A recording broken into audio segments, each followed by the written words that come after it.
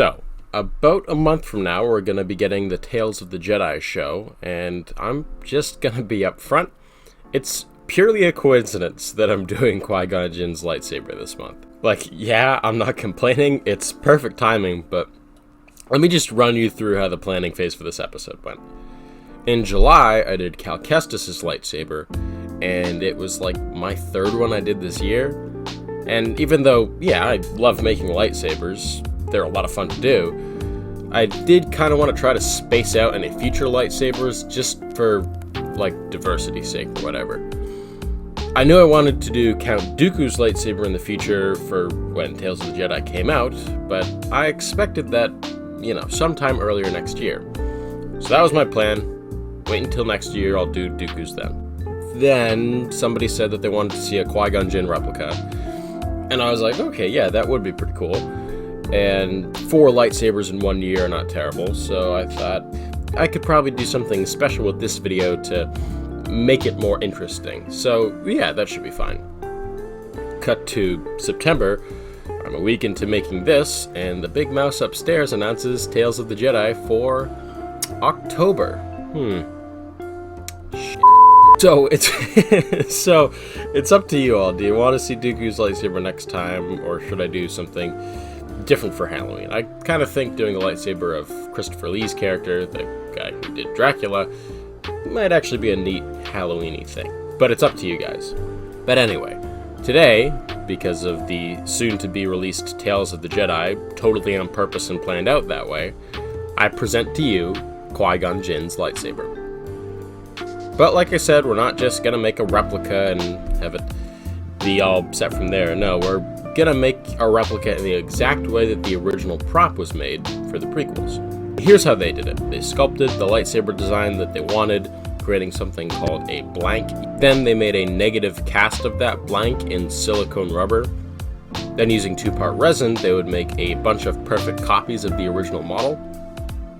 This version of the prop they would paint, or in the case of the last one, they'd chrome plate using a process called vacuum metallizing. And these versions would be the deactivated sabers that the actors would have hanging on their belts and such.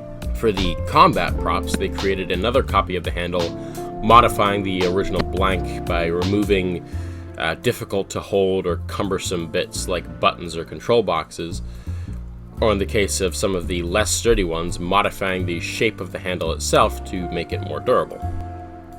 They then put the aluminum tracking blades into the handles, and they painted them whatever color worked for the day. It was usually green or red, but sometimes yellow or another color. Exactly why they were painted those specific colors, I'm sort of unsure of. Probably something to do with making them easy to read on screen, depending on if they were on green screen or blue screen or on a physical set, but they were. For Phantom Menace, they made around 6 original models, and then they let certain actors like Sam Jackson, Liam Neeson, and Ewan McGregor pick out what ones that they would use for their character-specific lightsabers. The ones that were not picked were put into a group that fans would eventually refer to as the Clan lightsabers, and these lightsabers would be the ones used by background characters like the Jedi Council or the Jedi from the Battle of Geonosis. The model that Liam Neeson chose was the one that went on to become Qui-Gon Jinn's lightsaber. In the meanwhile, little kid me watched the behind-the-scenes documentary all about this and desperately wanted a prop lightsaber.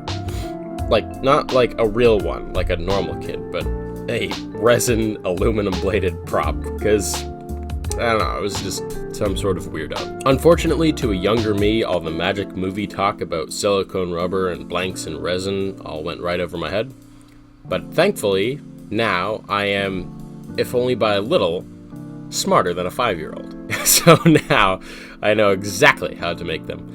And you will too soon, because it's actually not as hard as it seems. For this build, you will want to get a 1 1/4 inch PVC pipe, a 1 inch wooden dowel, a 1/2 inch wooden dowel, a 1/4 inch wooden dowel, modeling clay, hot glue, a 1 1/2 inch washer, black gloss spray paint, red gloss spray paint, aluminum tape, electrical tape, a Dremel silicone rubber, and epoxy casting resin.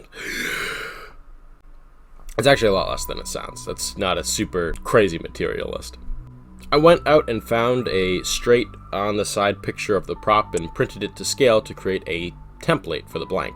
Then I went through the arduous process of measuring out the individual cuts onto my dowel and cutting out these grips with my Dremel.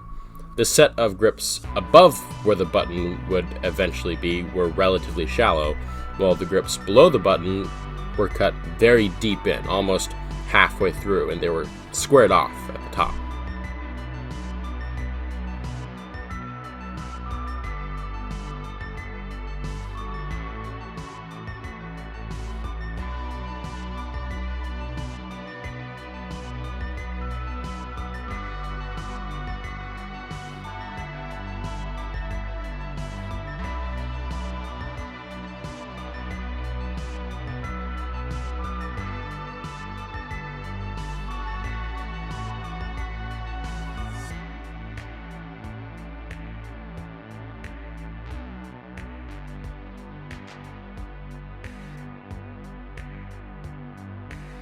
I cut in holes for where the belt clip and button will go, and then I went about creating the partial sleeve that covers the back part of the handle. I did this using PVC. I cut out the shape, including the 4 wide grooves in the back and the hole for the belt clip. Then I cut a slit in the bottom section and shaved off material on the inside, thinning it out so that it could be fit around the grips.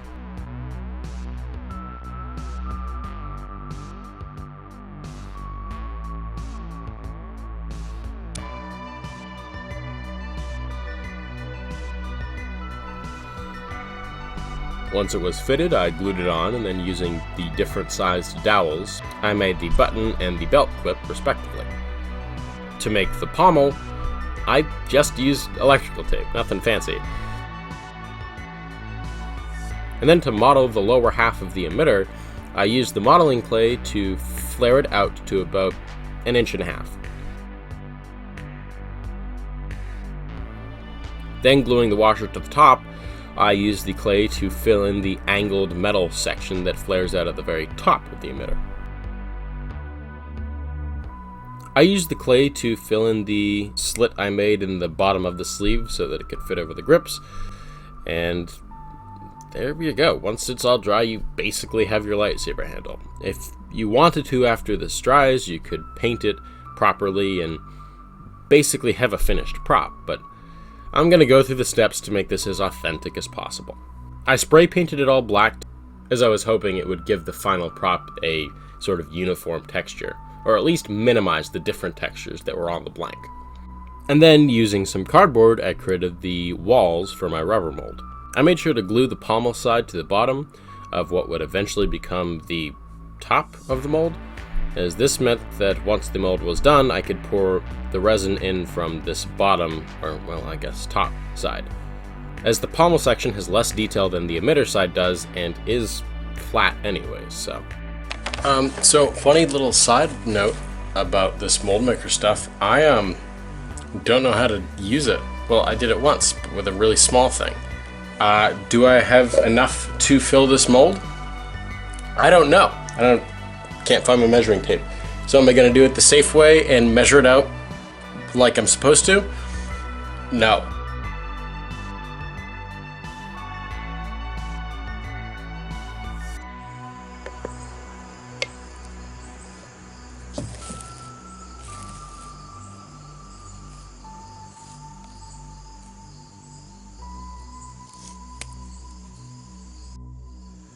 I did not have nearly enough. Okay, so I learned my lesson, right? I bought some more. I was $65 lighter. Well, I guess $130 lighter since it was my second attempt, and did it again. I measured it out to the right amount, and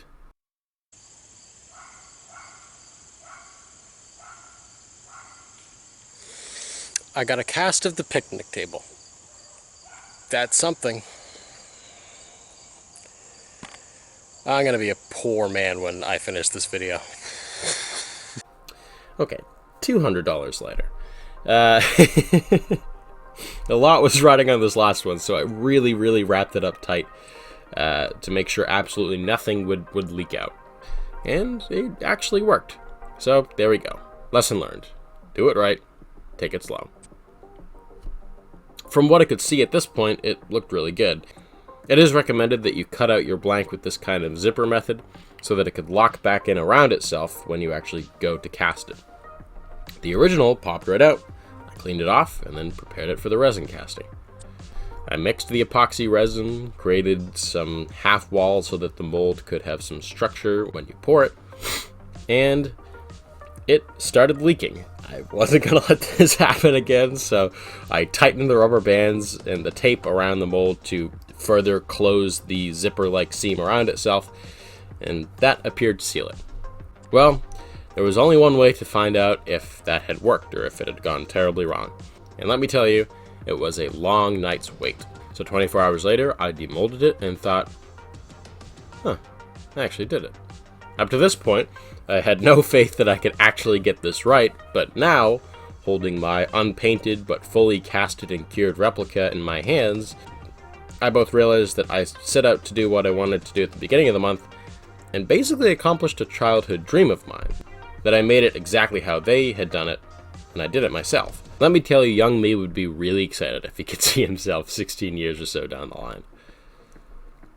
So it came out great. I mean, there was a couple of defects caused by bubbles, leaving the surface pretty rough and disallowing the CoverTech belt clip to fully form.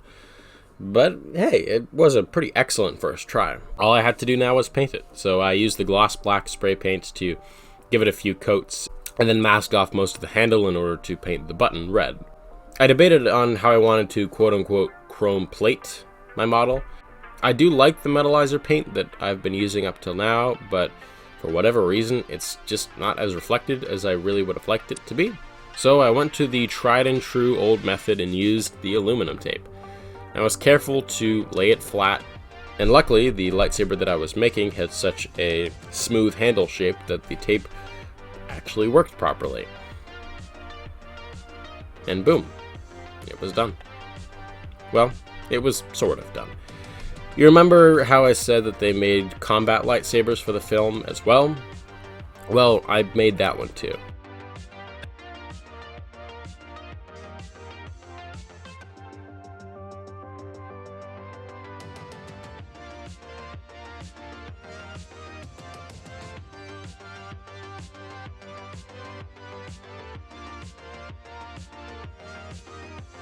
So the nice thing about having a reusable rubber mold is I didn't actually have to remake this prop at all to get an exact copy.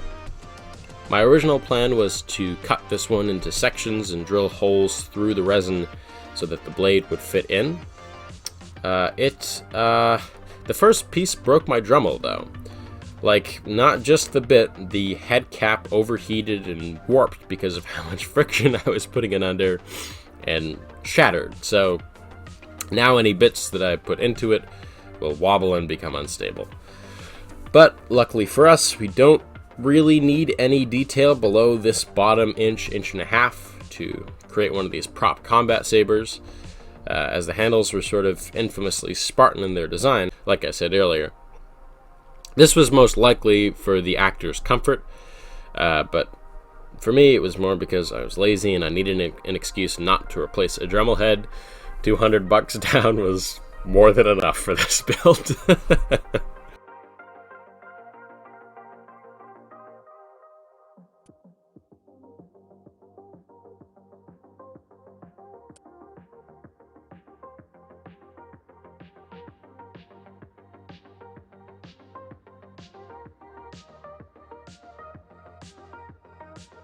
And so, that's it. That's how they made lightsabers between the years of 1997 during the pre-production for The Phantom Menace all the way up to 2004 and 5 when they made Revenge of the Sith, with some minor differences between each of the movies, but that's generally how it was done. Oh, yeah, they did this too. That's, that's a secret. That's movie magic.